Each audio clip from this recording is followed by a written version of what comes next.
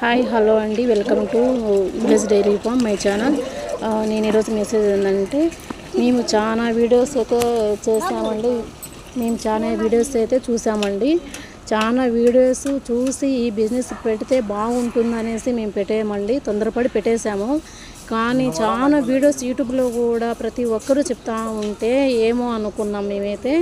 ప్రతి ఒక్క యజమాని మీరు ఇలా ఉండాలి పని వాళ్ళైనా కూడా మీరైనా కూడా ఈ పని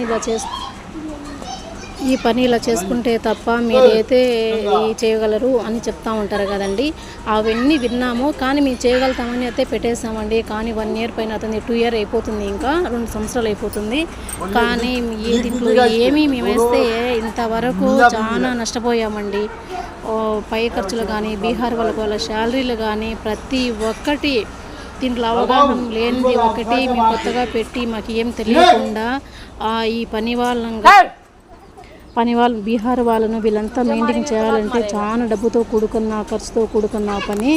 కానీ మేమైతే అసలు ఎట్లయినా సాధించాలి అని 1 year పైనుంచి అండి ₹1 దీంట్లో ఏమి లాభం ఏమి సంపాదించలేదు.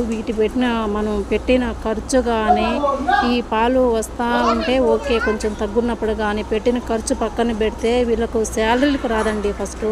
కానీ మేము ఇప్పుడు 10 ఎనుములతో స్టార్ట్ చేస్తాము. 10 ఎనుముల నుంచి ఇప్పుడైతే 30 ఎనుములు ఉన్నాయండి. ఇప్పుడు కొంచెం వాటి వల్ల కోలుకున్నాం. కానీ మెయిన్ నేను చెప్పదలుచుకుంది ఏంటంటే మన ఇంటి యజమాని అయితే వాళ్ళ వైఫ్ అండ్ హస్బెండ్ ఎవరో ఒకరుండి అయితే దగ్గరుండి